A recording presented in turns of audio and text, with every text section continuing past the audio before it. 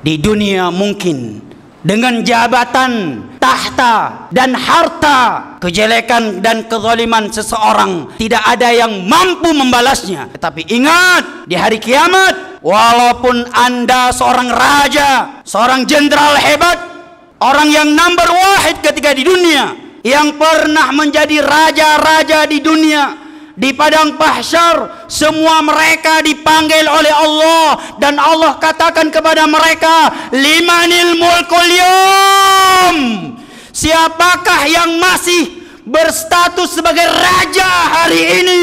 Limanil mulkul yawm, siapakah yang masih memiliki kerajaan hari ini?